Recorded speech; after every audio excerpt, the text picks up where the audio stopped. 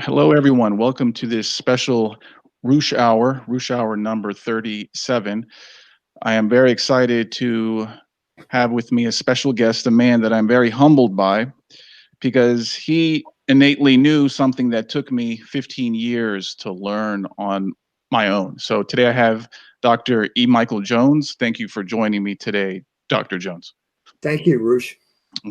And I don't know how much of my arc you know, but I'll just give you a brief overview. Back when I was 21, I discovered the pickup community. At first, I wanted a girlfriend, but it was actually easier just to engage in casual sex with a lot of women. It turned into the default mode. And for many years, I pursued this in addition to writing many books and manuals that glorified this, that instructed other men to do it too, until I hit a dead end, until I could no longer increase the happiness or the pleasure I received from doing that. And this started in 2015, about 14, 15 years after I started. And one thing that the culture, it tends to tell us that we are like animals, that we are like monkeys and dolphins, that if we get the sexual urge, we should just pursue it. We should try to satisfy it. Sex is everywhere in the culture. There's nothing wrong, they say, with just chasing after the lust that you have. So I guess the first question for you, Dr. Jones, is aren't we just like the animals? Aren't we just like the monkeys with this sex drive that we should chase after? Yes, we are. But there's a difference. The animals act according to instinct. Animals have no choice when it comes to sexual behavior. There's something called estrus in dogs. There's a cycle where suddenly the female is ready, it goes into heat, and the dogs have sex. Fish, a salmon, suddenly an electrochemical reaction goes off. They turn around, they swim back upstream, they lay the eggs, they fertilize the eggs, and they die. So the animals have no choice in this matter. The difference with human beings is that we have logos. So in other words, we have a soul that has three parts to it. Basically, there's logos, ethos, and pathos. There's logos, which is reason. There's will in the middle, and there's appetite at the bottom. And the whole point of a happy life is making sure that the bottom part conforms to the top part. So the Greeks had imagery, used imagery of like the horse and the rider. If you've ever ridden a horse and you don't know what you're doing, it can be a terrifying experience because the horse will take you where it wants to go and you can kill yourself. But if you have the reins in your hand and you control the horse, it's a happy experience for both the animal and the man. And that's the same thing with appetite. The whole point of appetite, the whole point of a successful life is to conform appetite to reason. You do that because you're dealing with another person, and that other person's destiny becomes then part of your destiny. And so I'm just reading Hegel, and his whole sense of the triad, the dialectic, is in a sense sexual. You are attracted to the other. Attraction means a desire for union. You have this sexual union. And in the sexual union, you confirm the other's existence, and the other confirms your existence. And out of this existence comes another person, and that becomes the synthesis of in this dialectic. And that is the dialectic that is part of human history at its most basic level, at the cellular level, if you want to talk about that. And that cellular level is known as the family, and that's what makes us all. That's where we all come from. Now, over the course of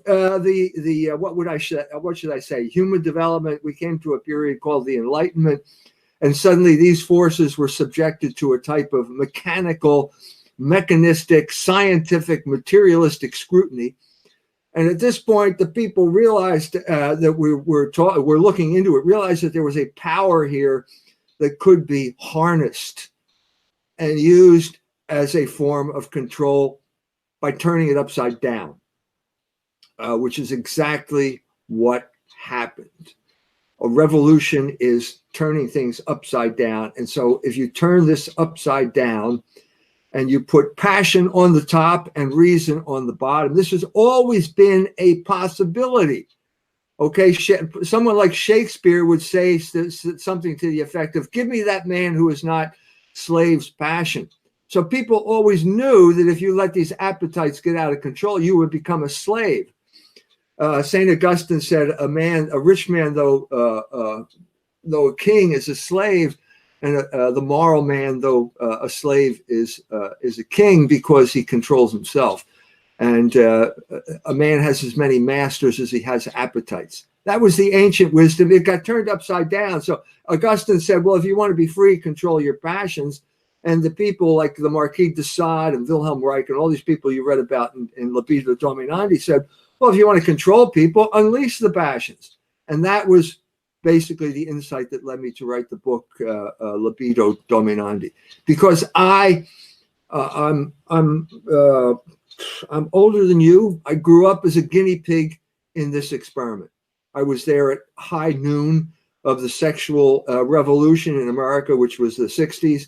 I was fortunate in escaping it because I got married when I was 21 years old.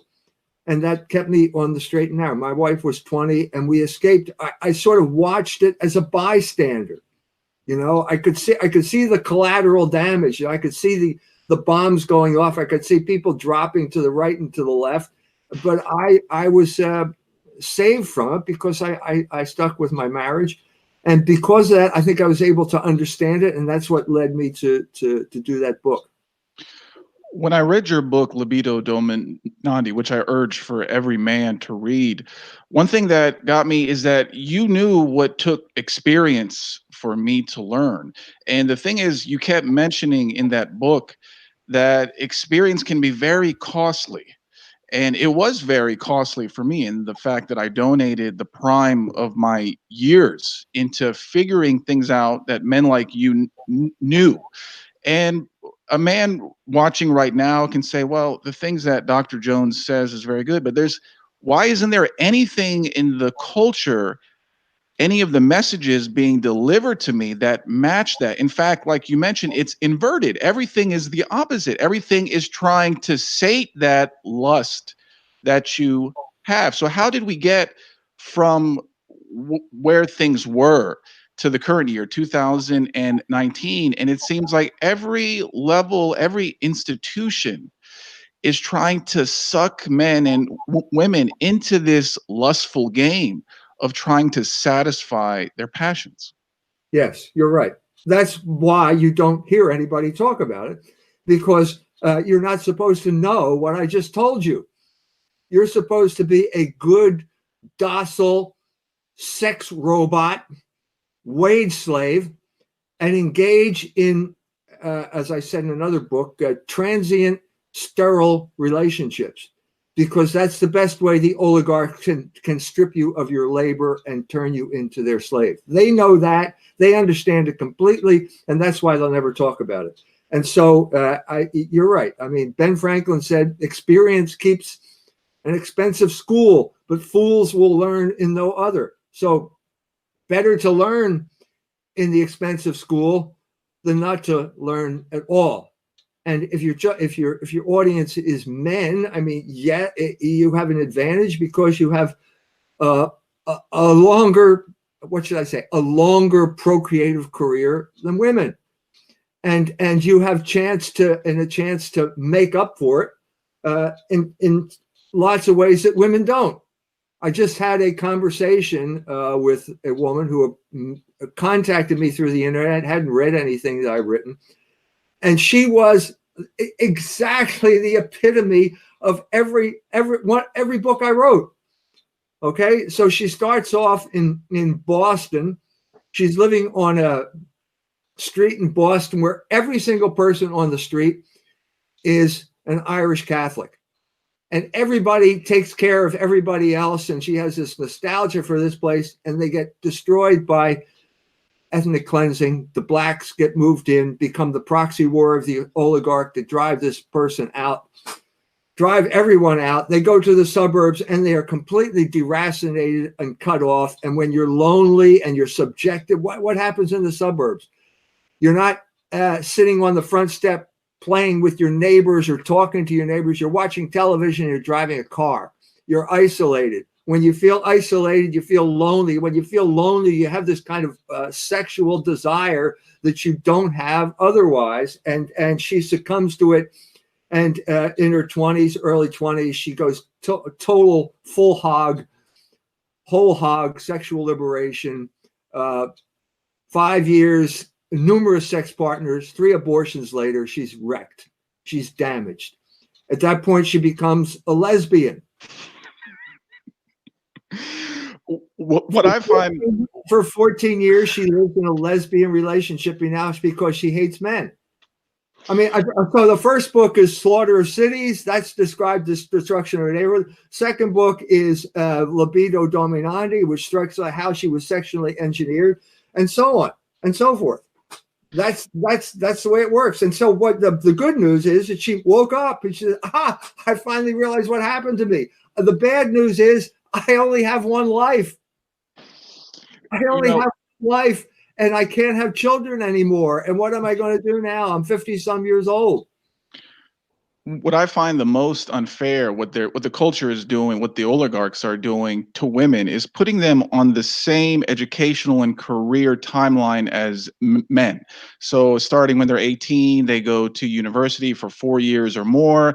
Then they're really encouraged to establish themselves, to get a career, to get that middle management job, and to not worry about creating a family until their income is high enough to enjoy first-class amenities in the urban environment. But the time she is established, and during those years she's doing that, she spent all those years focused on career, not on a man that she could love and have a family with. She wakes up at 28, 29, and now time is running out. Now I'm 39. There is still hope for me, let's say. But if a woman went on the same trajectory as me, at 39, there's no options. So do you think that they are targeting women a little bit harder than men because they know that women have this shorter fertility time span? Well, I think that basically you're talking about feminism now, and the feminism came into prominence in the 70s. And I think the main reason it did was because they were the great untapped labor resource at that point. The Rockefellers, the big foundations, the oligarchs at that point were interested in driving wages down. The simplest way to drive wages down is to double the workforce, and you double the workforce by bringing women in. And so that's why there was this big push to convince women to have careers. Now, this was not just the United States. I mean, one of the great ironies is this happened in Iran. I've been over in Iran numerous times. I preached in a mosque in Iran. And I was there in the mosque. I gave the Libido Dominandi talk in the mosque. And, all the guys are sitting there on the rugs, and all the women are in the room in the back, and they're all listening to me. And I said to the guys, how many of you guys are married? About 20 guys raised their hand. Then I went down the line. How many children do you have? Zero. Not one married man had one child. And this is Iran. That basically came into, I mean, you're probably a product of this, but I mean, the Islamic Revolution was a repudiation of the great Satan of American materialism. The Shah was too much involved in the sexualization of Iran. They threw it off, and then here the same system comes back again. How did this happen? How did you create a nation of feminists in Iran? Well, education was part of it. And all of these women, all these poor women have spent all their time becoming nuclear physicists. And now they're wondering, when am I going to have a family? It's not fair to these women. My son, my youngest son is in ballet. He goes to the Cincinnati Ballet, gets a job there. He meets a woman. They fall in love. They get married.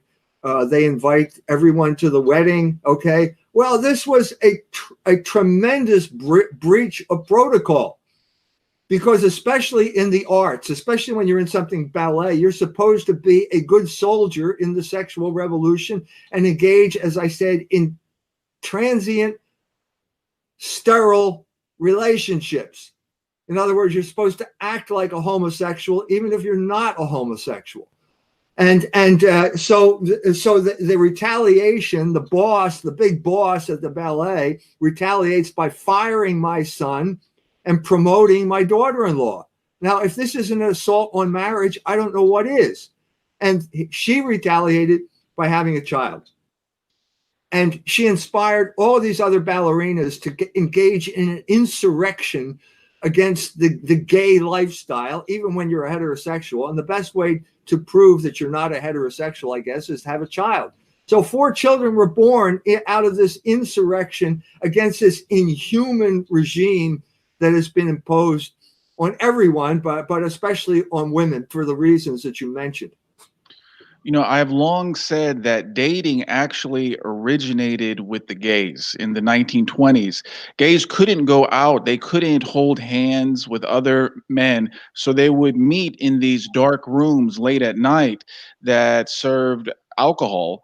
And then after the alcohol was done, either they would engage in some activity there in the bathrooms there, or they would go nearby to a room, a private room. And that's what heterosexuals do now. So when you talk about sterile relationships, we're doing what the gays used to do. And it's no surprise that, like you mentioned, when you were in the mosque, no one is having kids, even if they are married. Here's a fun fact. My grandfather, Iranian grandfather, he was a landowner. He had the maximum 4 wives and 26 kids. And my dad was one of those 26. He was the only one to leave the country, and he came to the United States, and he had 4 kids. And me, I'm 39, I have 0 kids. So you can see how the generations narrowing here, you know.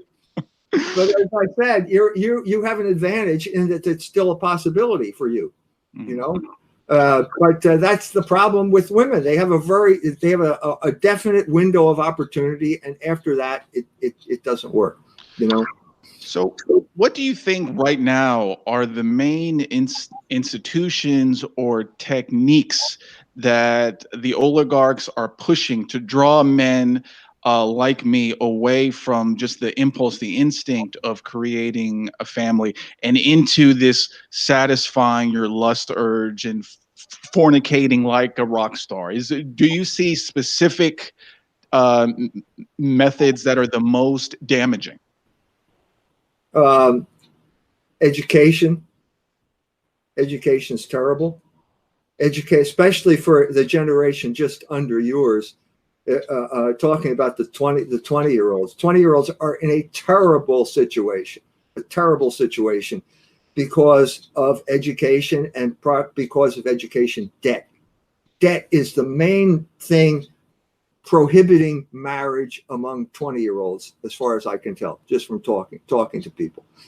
Okay, this was the thing that was driving Occupy Wall Street. I was there. I walked the crowd. Virtually every guy was in his 20s, and he's holding a little card saying, "I'm $50,000 in debt, and all I can get is an unpaid internship."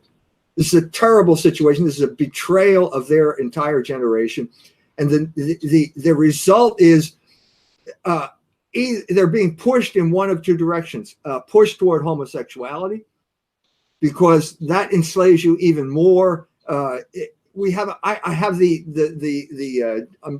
distinguished the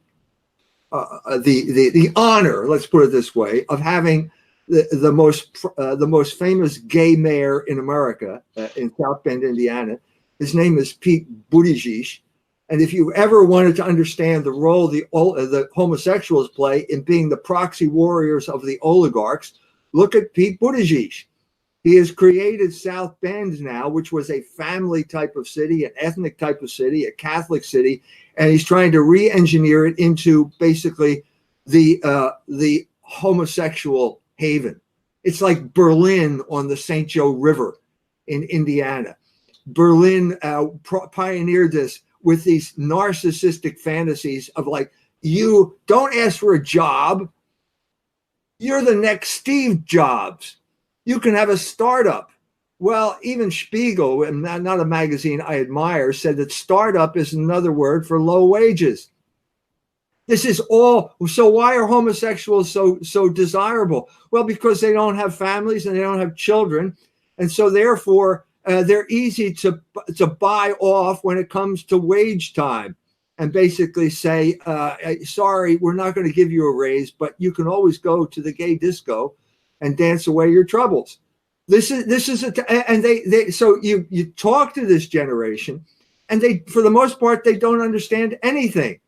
So either they're homosexuals, they're heading off to the gay disco because they don't have a job, or they're in their mother's basement watching pornography, which is another vicious trap. That people are just people of their generation are just starting to wake up to. I talked to a 20-year-old just the other day. He said, we're the generation that grew up on pornography because we have these little phones, and we can access it instantly. And they know firsthand, as I said, we said before, in the expensive school of experience, you're a slave. And in a sense, that's a good thing. If you know you're a slave, then you know that you're missing something, and maybe you need to take steps to attain your freedom by getting rid of the things that enslave you. So that's the way I see this in terms of men. A lot of men that I've talked to say that this free pornography, which they have high production, high definition. These are 3 of the top 10 websites in the United States are porn websites. I don't think that is an accident. I think that it's very available. It's like a soma that keeps men that when they get that impulse on board, they just load up a porn site and they play with themselves. And a lot of men through this experience they have noticed that the agenda within the porn, what they're pushing within the porn, these sites are starting to recommend incest. They're saying this is the sister brother sleeping with each other. So this is when men started to wake up. Wait a second. They're using porn as just another method to corrupt me. In addition, when you watch the porn, then you see the women outside who are trying to mimic that too. So what can we do about that? I mean, how much can men block out when online and offline sexualized images, sexualized women are trying to keep their mind in the sexual realm? I think it's possible. There was a time when I thought that this was so powerful that no one's going to break the habit. But I don't think that's the case anymore. I think it's possible. I think in a sense it wears off. I think it wears off. And I think a sign that it's wearing off is that it's free. Why should this be free? Why is anything free? Well, because it's the government wants to promote it, because it's a form of control. Once you understand that, then I think you're on your way to freedom. Now, I am not trying to minimize the vicious nature of bad habits. Okay, they are vicious. They are very difficult to break. I'm just saying that it's possible. And I'm also not trying to say that I have some type of magic pill. I don't have a magic pill. I believe in a supernatural help. I'm a Catholic. I believe in that religion. I believe that religion was created to give you assistance, to get you out of situations you cannot get out of on your own. That's known as grace. And I think that's why the Catholic Church is there. So I'm not going to pretend that I have the magic pill and I can sell it to you. I don't. But I think you can find some type of spiritual help to get out of these problems. And also, there are people in the church who are providing programs, software, whatever you want to call it, that will help you break this habit. But the main issue here is isolation. The pornography leads to isolation, and you need to seek companionship as the antidote to isolation. And I know that's difficult now. It's difficult now because of the situation, but that's the direction you have to go. I wanted to read something that you wrote in Libido Dominandi, because it really, I knew that sex was starting to draw my attention towards something, but it took me a while to connect how it's being used to actually control everyone. And you wrote, quote, once man is freed from the moral order, he is immediately subjected to the despotism of those who know how to manipulate his desires. And end quote. So how does being fixated on sex as a man, how does it help the oligarchs maintain their own power? Well, lust darkens the mind. That's what St. Thomas Aquinas would say. We are rational creatures, and so we are distinguished by our mind and our ability to think. You can't resist an opponent when you're blind. If you look at the cover of the book, that's a portrayal of Samson. Samson was the hero. He was the strongest warrior that the Israelites had. And the Philistines couldn't beat him because he was so powerful, but he couldn't control his passions. And because he couldn't control his passions, he ended up blind. It's like a physical representation of what Aquinas would say 1,000 years later. She cut out his eyes. Okay. That's what you are when you're the slave of your passions. Well, how are you supposed to know where you're going if you're blind? This is the most graphic instance I can give you of this, or anyone, is from the beginning of Libido Dominandi. It's the Israelis pull into Ramallah, and as soon as they take over Ramallah, they start broadcasting pornography over Palestinian TV stations. Now, why did they do this? I mean, the standard American explanation is that pornography is freedom. No one's free unless Larry Flint can produce pornography. So the Israelis are bringing freedom to the Palestinians. Well, that doesn't make any sense, does it? It proves that pornography is a weapon. If I ever needed proof, that's it. And there are people, I've given this talk in Europe. I've given this talk, various places in the United States and Washington. And times I've given it, there have been Palestinians in the audience. They come up and tell me, yeah, that happened. And it was worse than you said. It was worse than you said because there were snipers on the building, and if you went out, the snipers would shoot you. So that's what we're talking about here. You're blind. It takes skill to negotiate life.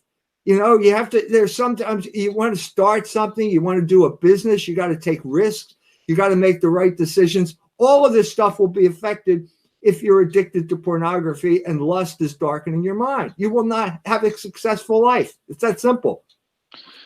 I experienced my sexual peak in 2011 and 12. I was in Europe going to the nightclubs. I was finding girls who wanted to have fun in the same way that I did. And during this time, I had many girls in my bed. I felt like I was reaching some kind of peak, some kind of physical enlightenment. Now, if I encountered your work at that time, I would have said, oh, Dr. Jones, he doesn't know what he's talking about. This is everything. Bringing girls home that don't care about me and who I don't care about to rub up against each other for a short time and then go our separate ways. This is the peak of a male existence. Of course, that was wrong. I mean, you start to hit a dead end where you can't achieve that high of the girl you brought home a year ago. So what can you say to a man who is at that peak, a man like me in 2011, 12, who is experiencing what he thinks is the pleasure of the flesh? Is there any way you can throw cold water on him? Is there any argument you can use to wake him up? Yeah, I think God had a plan for your life. And God's plan for your life was different than my life. I mean, I didn't do that. Okay. So in a sense, I can't talk from experience here.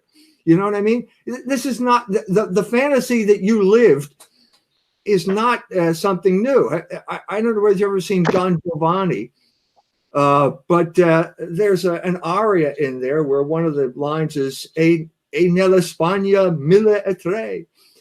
In Spain, there were 1,003 women.